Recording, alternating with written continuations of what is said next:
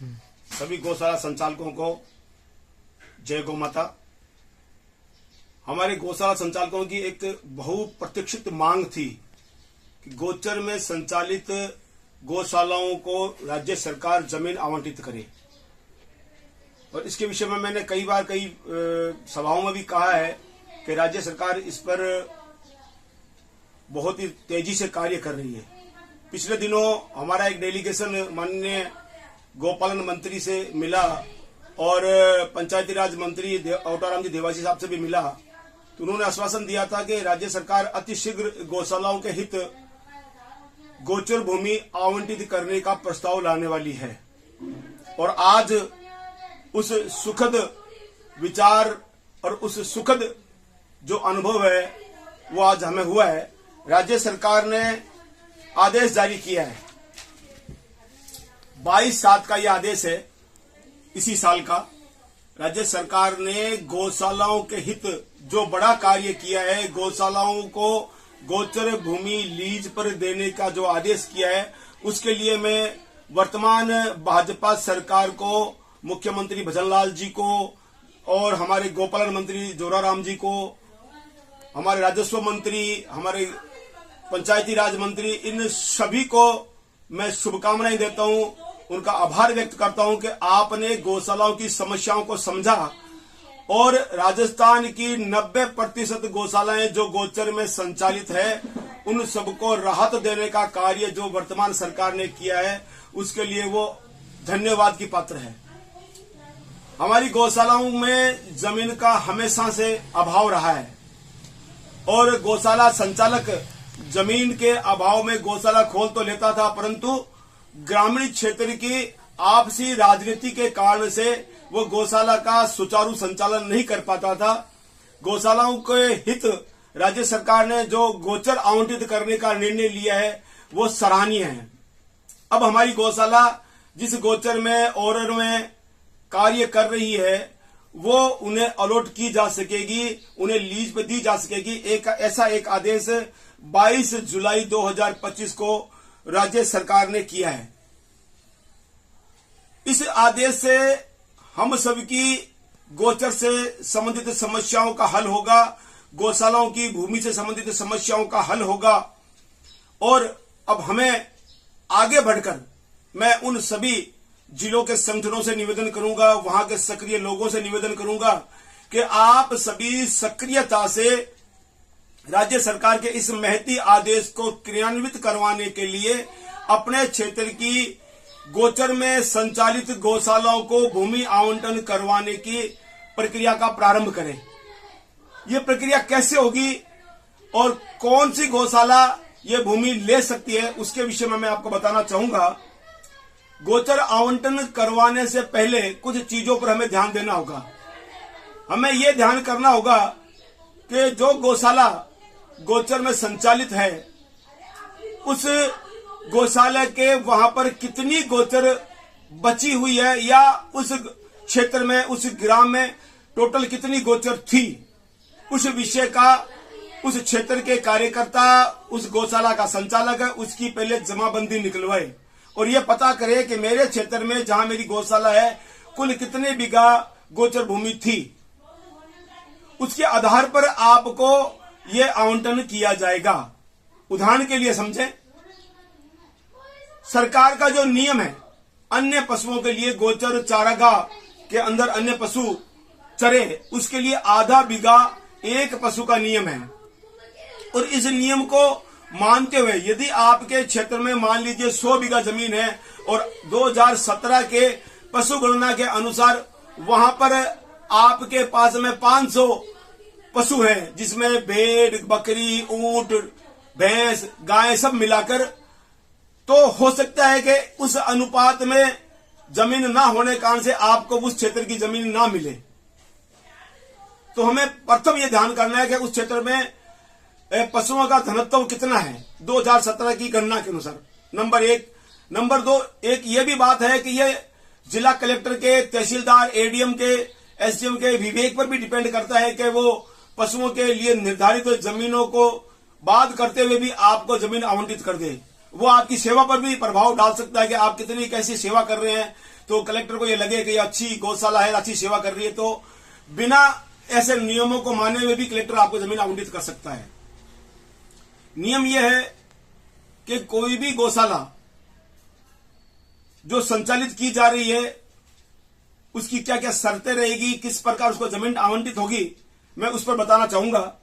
जो गौशाला पिछले 3 साल से किसी गोचर में संचालित है, किसी स्थान पर संचालित है, किराए की जमीन में संचालित है, वो गौशाला इस भूमि लीज के लिए, गोचर के लिए आवेदन कर सकती है।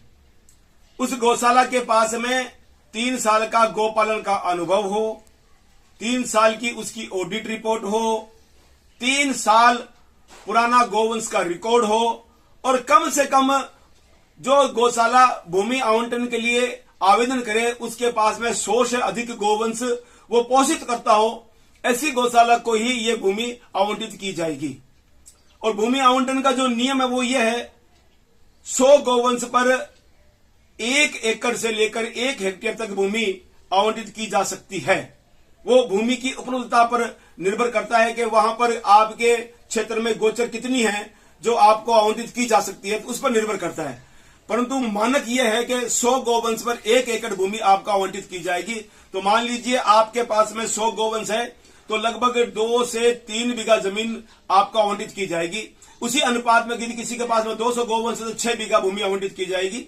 और भूमि का जो आवंटन का वर्तमान जो नियम है, 10 बीघा तक भूमि जिला कलेक्टर के माध्यम से आवंटित हो सकती है, और उससे अधिक यदि कोई भूमि के जिसके पास में गोवंश अधिक है और वो आवेदन करता है तो अधिक भूमि के लिए कलेक्टर, जिला कलेक्टर वो फाइल राज्य सरकार को प्रेषित कर देता है। फिर राज्य सरकार का राजस्व विभाग उस भूमि का आवंटन लीज पर देता है। वर्तमान में जो नियम है वो किसी भी गोचर या सरकारी जमीन को लीज पर दी जाने का 20 वर्ष के लिए वो भूमि लीज पर दी जाती है, और अगले 20 वर्ष के बाद में उसका 10-10 वर्ष के लिए जो वर्तमान में नियम है आगे उस भूमि को वापस आवंटित किया जा सकता है, ऐसा वर्तमान में नियम है। तो मेरा निवेदन रहेगा, जो गौशाला गोचर में संचालित है वो तुरंत प्रभाव से इसके लिए आवेदन करें। अब गोचर भूमि के लिए कौन सी गौशाला आवेदन कर सकती है, तो उसकी पहली शर्त थी कि वो जो 3 साल से पुरानी हो, उसकी 3 वर्ष की ऑडिट हो, 100 से अधिक उसके पास में गोवंश हो, वो गौशाला आवंटित कर सकती है, भूमि के लिए आवेदन कर सकती है। पर इसमें एक सबसे बड़ी जो रुकावट थी हम सब के लिए वो ये थी कि किसी भी गौशाला जो भूमि के लिए आवेदन करती है उस गौशाला को भूमि के लिए 1960 का गौपालन का पंजीयन आवश्यक था, तभी उसको भूमि आवंटित की जा सकती है। तो इसका हम लोगों ने काफी विरोध किया इस विषय का, और सरकार को कहा कि 2 कानून है आपके, 1957 का जो भूमि गौशाला भूमि आवंटन कानून है वो 1960 का पंजीयन मांगता है, और 1960 का पंजीयन का जो कानून है वो भूमि मांगता है। तो ये विरोधाभासी आपके कानून है। पर इस विषय को वर्तमान हमारी सरकार ने समझा, हमारे गौपालन मंत्री जी ने समझा, तो उन्होंने एक आदेश जारी किया है। उस आदेश के अंतर्गत कोई भी गौशाला जो गोचर भूमि में सिवाय चक में या अन्य भूमि पर संचालित है, जिसके पास में वैध दस्तावेज नहीं है, वो गौशाला अपने किसी भी परिचित से खेत से 1-2 बीघा भूमि लीज पर 5 साल के लिए ले लेवे। और लीज कौन सी, किराए पर लेनी है भूमि आपको, तो वो किराए भी रजिस्टर्ड लीज होनी चाहिए। रजिस्टर्ड कहां पर होगा आपका, जहां पर हम लोग भूमि की रजिस्ट्री करवाते हैं उस रजिस्ट्रार के पास में आपको अपनी लीज डीड रजिस्टर करवानी पड़ेगी, और लीज कम से कम 5 वर्ष की हो। वो लीज डीड करवाने के बाद में लीज का जब आपके पास में डीड आ जाए तो उस डीड को लगाकर आप 1960 का फॉर्म भरें, और 1960 का जो आवेदन है वो जो गौशाला वर्तमान में अनुदान ले रही है या गौपालन विभाग से जुड़ी हुई है उनकी एसएसओ आईडी से, उसी एसएसओ आईडी के प्रकल्प में 3 बिंदु है, उसमें से एक बिंदु 1960 के पंजीयन का है, उसके द्वारा पंजीयन किया जा सकता है। गौशाला 1960 का पंजीयन कैसे होगा, इस विषय में मेरा दूसरा वीडियो है, कृपया उसे आप ध्यान से सुने और उसके अनुसार आप इस विषय को आगे बढ़ाएं और ये गौशाला का 1960 का पंजीयन करवाएं। जब हम अब आपको शर्तें क्या है इसकी और पात्रता क्या है। पात्रता की शर्तें हैं, 2-3 चीजें मैंने पहले आपको बताई कि गौशाला के पास में 3 वर्ष का अनुभव हो, 3 वर्ष से नियमित संचालित गौशाला हो, 100 से अधिक गोवंश हो, उसकी ऑडिट रिपोर्ट हो और आपके पास में उस क्षेत्र जिस स्थान के लिए आप आवेदन कर रहे हैं उस स्थान की आपके पास में जमाबंदी होनी चाहिए, पटवारी से सत्यापित, उसका खसरा नंबर होना चाहिए, उस क्षेत्र का नक्शा होना चाहिए, ताकि और ये सभी दस्तावेज पटवारी से स्थापित होने चाहिए, तभी आपको उस भूमि के लिए आप आवेदन कर सकते हैं। दूसरी बात, 1 से अधिक आवेदन आने पर उक्त क्षेत्र में तो वो आपकी प्रोफाइल पे डिपेंड करेगा कि आपकी गौशाला कितनी सक्षम है आर्थिक दृष्टि से या कितना गौवंश का पालन कर रही है। ये सब ऊपर वाले जो आवेदन चेक करेंगे वो देखेंगे, तब दो गौशालाओं में से किसी एक गौशाला को वो भूमि आवंटित की जाएगी। ये भी एक नियम में रहेगा। गौशाला का जो हमें आवेदन करना है, एक ही आवेदन फॉर्म है। मेरे इस YouTube के इस लिंक में ये फॉर्म आपको अपलोड हो जाएगा, मेरा फोन नंबर भी वहां पर होगा इस विषय में। तो गोचर भूमि आवंटन के लिए पात्रता क्या है, पात्रता की शर्तों में मैंने कुछ चीजें आपको पहले बता दी, पर मैं एक बार फिर से दोहराना चाहूंगा इस विषय को कि आपकी 3 वर्ष पुरानी संचालन हो गौशाला का, आपके पास में 3 वर्ष की ऑडिट हो, गौशाला का 1958 या अन्य ट्रस्ट में पंजीयन हो, गौशाला में जब आवेदन करें तो आपकी गौशाला संचालित है इस बात का आपके क्षेत्र के चिकित्सक के द्वारा प्रमाण पत्र हो, जिस भूमि के लिए आप आवेदन कर रहे हैं उस भूमि के लिए आपके पास में जमाबंदी हो, उस भूमि का आपके पास में नक्शा हो और एक गौशाला जहां संचालित की जा रही है उसका नजरी नक्शा हो, उसका पूर्ण एड्रेस हमें चाहिए, आपका संविधान उसके साथ लगेगा, आपका पंजीयन सर्टिफिकेट उसके साथ लगेगा, चाहे वो पंजीयन आपका 1958 में है, ट्रस्ट में है, किसी भी एक्ट में है, वो पंजीयन सर्टिफिकेट आपका साथ में लगेगा और गौशाला की पूरी डिटेल उसमें आपको लिखनी पड़ेगी। उसके अंदर गौशाला का तो जिन जिन दस्तावेजों के विषय में मैंने जानकारी आपको उपलब्ध करवाई है वो सभी दस्तावेज तैयार करके आप आवेदन कर सकते हैं। आपको आवेदन करना है, उसके अंतर्गत आप ये दस्तावेज तैयार करके इसकी एक फाइल बनाएं। इस फाइल के बाद में इसकी 2 कॉपी या 3 कॉपी बनाएं। प्रथम कॉपी आप अपने पटवारी से, तहसीलदार से सत्यापित करवा के एडीएम को या आपके क्षेत्र के एसडीएम को देवें। दूसरी कॉपी जिला कलेक्टर को देवें और दोनों कॉपियों की रिसीव्ड लें।